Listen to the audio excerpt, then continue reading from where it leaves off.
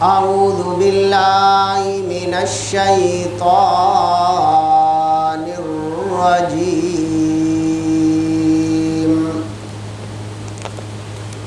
بسم الله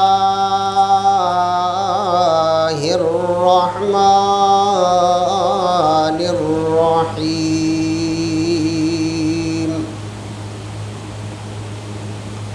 محمد رسول الله والذين معه أشداء على الكفار رحماء بينهم تراهم ركعا سجدا يبتغون فضلا من الله ورضوانا سيماهم في وجوههم من أثر السجود ذلك مثلهم في التوراة ومثلهم في الإنجيل. وقال الله تبارك وتعالى في مقام آخر قل إن صلاتي ونسكي ومحياي ومماتي لله رب العالمين.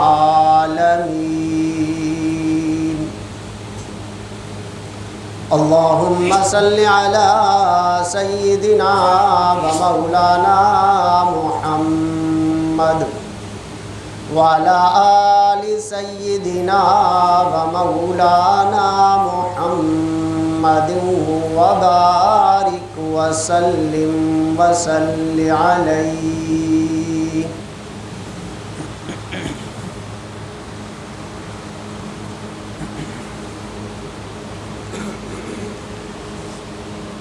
میرے انتہائی قابل احترام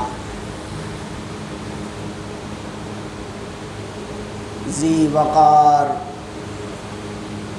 محترم و مکرم سامعین،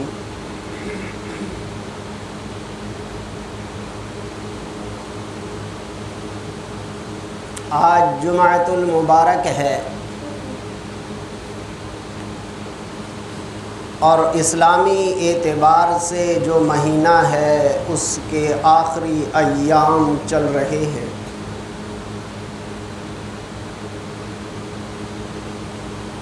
اور کچھ دنوں کے بعد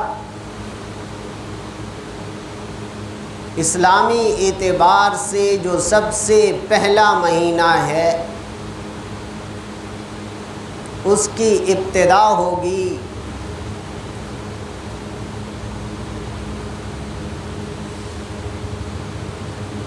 اور اس مہینے کا نام محرم الحرام ہے.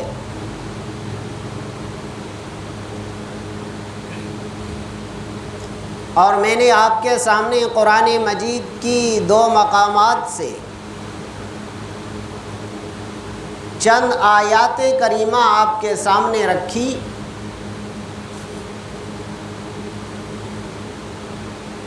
ان آیات کی مناسبت سے اور ان کی تشریح اور تفسیر کی مناسبت سے اللہ رب العزت نے ان آیات مبارکہ کے اندر جس ہستی کا تذکرہ کیا ان ہستیوں میں سب سے پہلا نام محمد الرسول اللہ صلی اللہ علیہ وسلم کا ہے، جو آخر الزمان پیغمبر اور امام الانبیاء ہیں. سب سے پہلا تذکرہ ان کا ہے اور اس کے بعد ان کے چاروں طرف جو بیٹھنے والے شخصیات تھیں اللہ نے ان کا تذکرہ فرمایا۔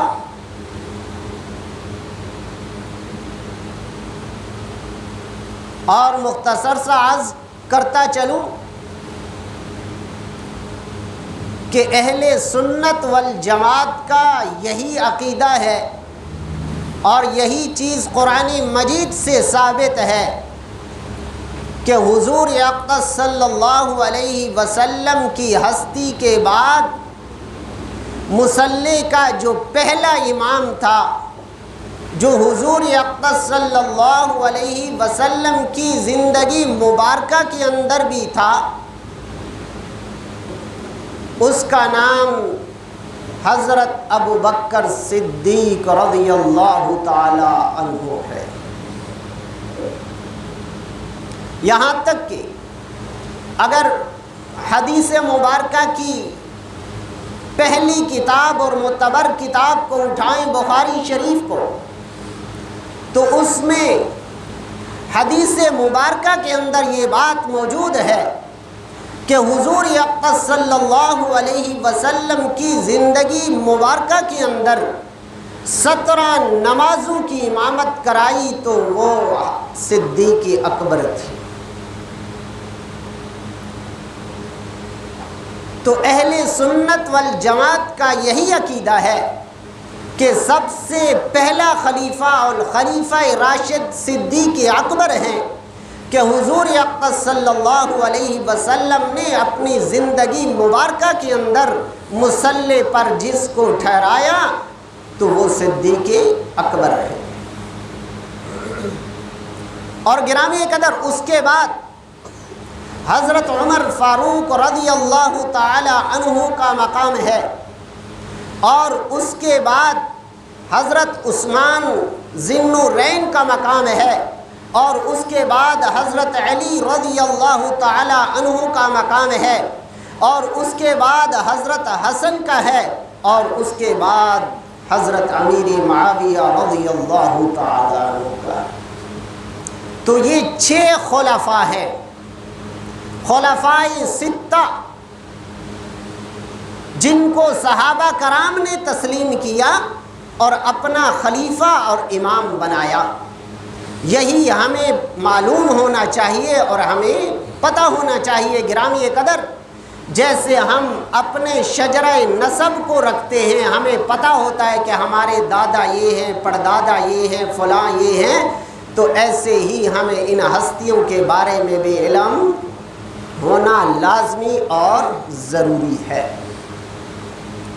بہرحال تو پہلی شخصیت صدیق اکبر ہے، اور اس کے بعد دوسری شخصیت جس کا مقام ہے وہ حضرت عمر فاروق رضی اللہ تعالی عنہ۔ کیسی شخصیت ہے جس کے بارے میں سرور کونین محمد مصطفیٰ صلی اللہ علیہ وسلم دعا کر رہے ہیں کہ یا اللہ ان 2 شخصیات میں اسلام کو تقویت عطا فرما۔ ان میں ایک عمر بن خطاب کا نام تھا اور عمر بن ہشام کا نام تھا۔ تو اللہ رب العزت نے حضور اقدس صلی اللہ علیہ وسلم کی وہ دعا قبول کی تو دونوں میں سے عمر کا انتخاب کیا۔ یہاں تک کہ حضور اقدس صلی اللہ علیہ وسلم بیٹھے ہوئے ہیں اور صحابہ کرام کی بھی جماعت موجود ہے، یہاں تک کہ دیکھتے ہیں کہ عمر آ رہا ہے اور تلوار ہاتھ میں ہے، تو صحابہ کرام خوف طاری ہو گیا اور کہ فرمایا یا رسول اللہ عمر آ رہا ہے اور ہاتھ میں بھی تلوار ہے، جو اسلام کے سب سے بڑے دشمن تھے، کیا کرنا چاہیے؟ اس کا سر قلم کر دینا چاہیے۔ حضور اقدس صلی اللہ علیہ وسلم نے فرمایا نہیں نہیں، اس کو آنے دو، کہتا کیا ہے، کہتا کیا ہے۔ حالانکہ حضرت عمر رضی اللہ تعالی عنہ خود فرماتے ہیں کہ اسلام سے پہلے سب سے بدترین چیز میرے اگر نزدیک تھی تو وہ اسلام تھا، سب سے زیادہ دشمن اسلام کے تھے۔ اور ایک جید آدمی تھے، ایک لیڈر تھے، ایک بہادر تھے، ایک جرت مند آدمی تھے۔ گرامی قدر آج بھی ہم دیکھتے ہیں کہ اپنے اگر خاندان میں کوئی نہ کوئی ایک آدمی ہوتا ہے جس کی ہم تعریف کرتے ہیں کہ بڑا جرت والا ہے، بڑا بہادر ہے، بڑا دلیر ہے، ایسے علاقے کے اندر بھی ایک آدمی ہوتا ہے، اللہ کی یہ صلاحیات ہیں جو کسی کسی کو اللہ عطا فرماتے ہیں۔ تو ایسے ہی آ رہی ہیں اور صحابہ کرام نے دیکھا تو حضور اقدس صلی اللہ علیہ وسلم نے فرمایا نہیں، آنے دو آنے دو۔ جب آئے تو پاؤں قدم مبارک میں گر گئے اور کہا مجھے کلمہ پڑھا۔ تو یہاں حضور اقدس صلی اللہ علیہ وسلم نے یہی فرمایا کہ میری وہ دعا جو میں نے اللہ سے کی تھی وہ کام کر گئی ہے۔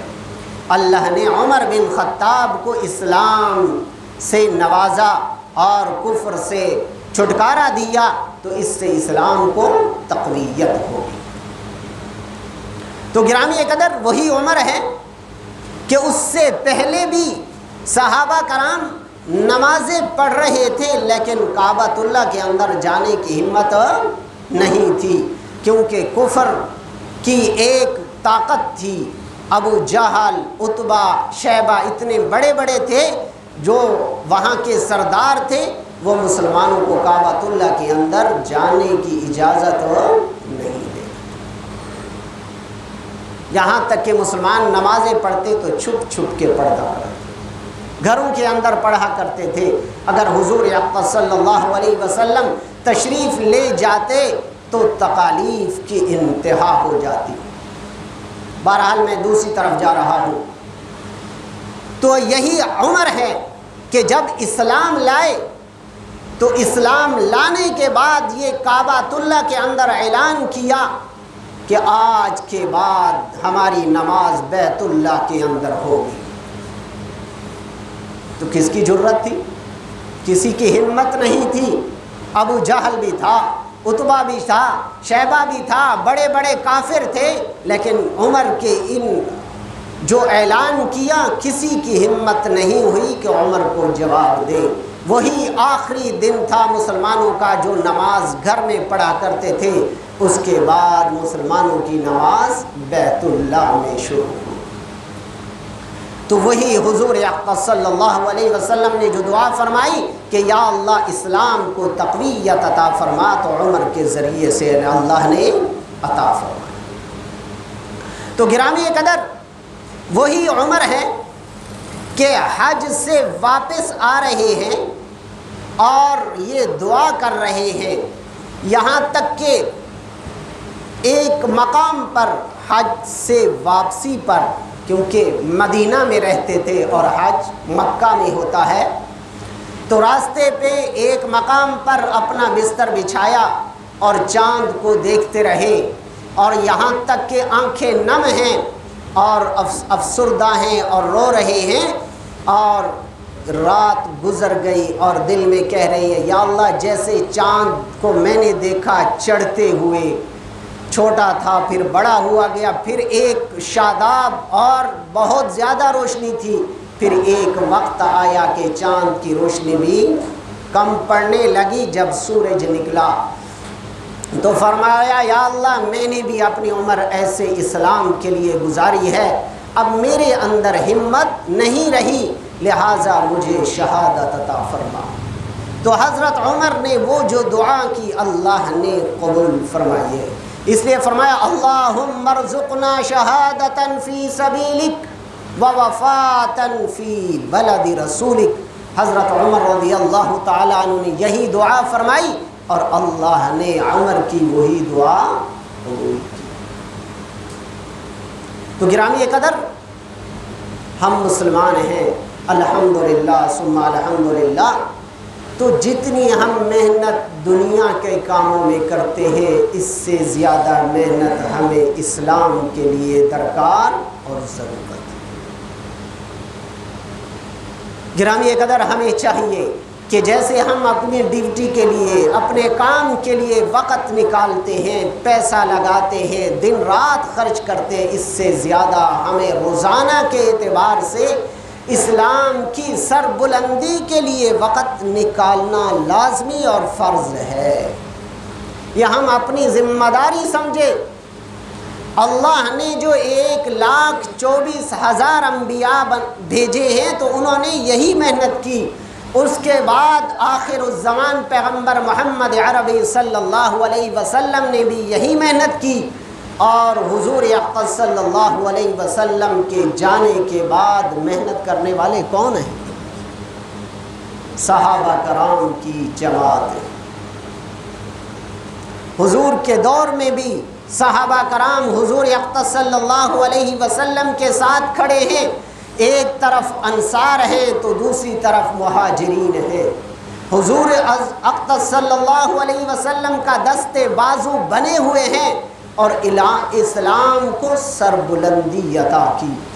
تو گرامی قدر صحابہ کرام یکے بعد دیگرے چلے گئے، تو اس کے بعد تابعین نے محنت کی، اور اس کے بعد تبع تابعین نے، اور یہ سلسلہ چلتا رہا، ورنہ 1400 سال گزر گئے ہیں۔ اگر وہ محنت نہ کرتے تو یہ قرآن ہم تک پہنچتا؟ ہم مسلمان ہوتے؟ قطعاً بھی مسلمان نہ ہوتے، ہم کفر کی دلدل میں پھنسے ہوئے ہوتے، اور ہم تک اسلام نہ پہنچتا تو آج ہم بھی مسلمان نہ ہوتے۔ ہمارے اندر بھی کفر ہوتا تو کفر کی وجہ سے ہمارے جسم سے بھی بدبو آ رہی ہوتی۔ وہ سب جانتے ہیں جن کے اندر ایمان ہے کہ جس کے اندر کفر ہوتا ہے اس سے دور سے بدبو آتی ہے۔ تو ہمارے اندر بھی اگر ایمان نہ ہوتا تو ہم سے بھی ایسی ہی بدبو آتی۔ تو یہ صحابہ کرام کا ہمارے اوپر احسان ہے، ہمارے بڑے بزرگوں اور اکابرین کا احسان ہے ہمارے اوپر کہ انہوں نے اسلام کو محفوظ ہم تک پہنچا دیا۔ اب یہ ہماری ذمہ داری ہے کہ ہم قرآن کو بھی اور حدیث کو قیامت تک محفوظ پہنچائیں، قیامت تک محفوظ پہنچائیں۔ گرامی قدر یہ ایسی ہے کہ جب ہم بینک سے پیسے نکلواتے ہیں تو ہم ایک خاص جیب میں ڈالتے ہیں، اگر نہیں تو ہم زیادہ اماؤنٹ ہو تو ساتھ 1-2 بندہ لے جاتے ہیں، گاڑی میں محفوظ لے آتے ہیں۔ کیوں؟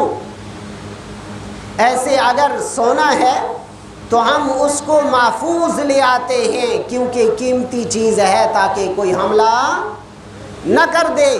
تو ان دنیاوی چیزوں سے زیادہ قیمتی قرآن ہے اور محمد رسول اللہ صلی اللہ علیہ وسلم کی حدیث ہے۔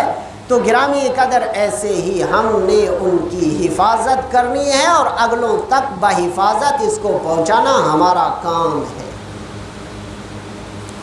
تو گرامی قدر وہی عمر ہے جب یہ دعا کی، مدینہ پہنچے، کچھ ہی دن گزرے، زیر حج کی تو ذی الحجہ کے دن تھے، دعا کی کچھ ہی دن گزرے ہیں کہ ذی الحجہ کے آخری ایام گزر رہے ہیں کہ حضرت عمر رضی اللہ تعالیٰ عنہ نماز کے لیے جاتے ہیں،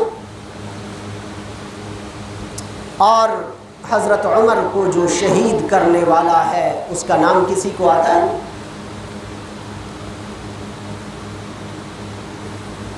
ہمیں آنا چاہیے۔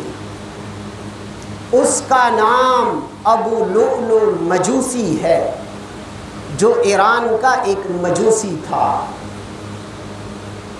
اور ہمیں یہ بھی ہونا چاہیے کہ کچھ لوگ انگوٹھی پہنتے ہیں ابو لؤلؤ فیروز کے نام سے، کہتے ہیں کہ یہ فیروزہ ہے، تو ہمیں اس سے احتیاط کرنی چاہیے، ہمیں اس سے احتیاط کرنی چاہیے۔ وہ عمر کے جو شہید کرنے والا ہے اس کی نام کی نسبت سے پہنتے ہیں۔ بہرحال وہ حضرت عمر کی خدمت میں حاضر ہوا اور کہا، عمر کہ میں مغیرہ بن شعبہ کا غلام ہوں اور اس کو زہر غلام تھے، تو روزانہ کے اعتبار سے ٹیکس ادا کرنا ہوتا ہے تو بہت زیادہ ہے، آپ کم کروا دیں۔ تو حضرت عمر رضی اللہ تعالیٰ عنہ نے پوچھا کتنا ہے؟ کہا ہے 2 دینار. تو عمر نے فرمایا جو آپ کا کام ہے, آپ مستری ہیں, ایک کاریگر ہیں, تو 2 دینار آپ کے لیے تو کوئی مشکل نہیں ہے. اگر زیادہ ہوتے, آپ مزدور ہوتے تو پھر زیادہ تھے, پھر میں کم کرواتا. تو اس کے دماغ میں یہ بات بیٹھی, اور اسی دن سے, ویسے بھی وہ اسلام کا دشمن تھا, تو اس نے عمر کو کہا, یہاں تک کہ ایک دن آیا اور حضرت عمر نے کہا آپ چکی بناتے ہیں, پرانے زمانے میں جو چکیاں ہوا کرتی تھی, آپ وہ مجھے ایک بنا کر دیں. تو اس نے کہا میں آپ کی آپ کو ایسی چکی بنا کر دوں گا جس کا مشرق اور مغرب میں شہرت ہوگی. اس کا مقصد یہ تھا کہ آپ کا چکنا چور کروں گا اور آپ کی شہادت کی مشرق اور مغرب میں. عمر کو پتہ تو چل گیا تھا اور دعا بھی کی تھی, یا اللہ مجھے اپنے نبی کے شہر میں شہادت عطا فرما. لیکن عمر نے کوئی دعویٰ دائرہ نہیں کیا, ورنہ اس کے خلاف مقدمہ چلا سکتے. جو آج کل ہمارے ملک میں ایک نظام چل رہا ہے کہ ابھی انسان کا کوئی جرم بھی نہیں ہوتا ہے اور اس کے خلاف ایک جھوٹا مقدمہ ڈال کر اس کو عدالتوں میں گھسیٹتے. حالانکہ اسلامی حکومت تھی, عمر خلیفہ ہیں, لیکن جب تک دلائل اور ثبوت نہیں ہے کہ تو کسی کے خلاف مقدمہ نہیں کر رہے. اور ہماری بھی کہتے ہیں کہ اسلامی ملک ہے تو یہاں ہر ایک کو جھوٹے مقدمے میں گھسیٹا جاتا ہے. اب بڑوں کی بات میں نہیں کر رہا, میں اپنی عوام کی کر رہا ہوں کہ جس کا کوئی گناہ نہیں ہوتا ہے اس کے پیچھے بھی ایک مقدمہ پولیس والے لے کر اس کو پکڑ کے اندر کیا ہوا ہے. 20 سال 15 سال کے بعد پتہ چلتا ہے کہ یہ تو بے گناہ تھا. ہم پڑھتے رہتے ہیں کتنے ایسے لوگ ہیں جو دنیا سے چلے جاتے ہیں, اس کے بعد عدالت سے فیصلہ آتا ہے کہ یہ بے گناہ تھا, وہ تو پہلے ہی چلا گیا.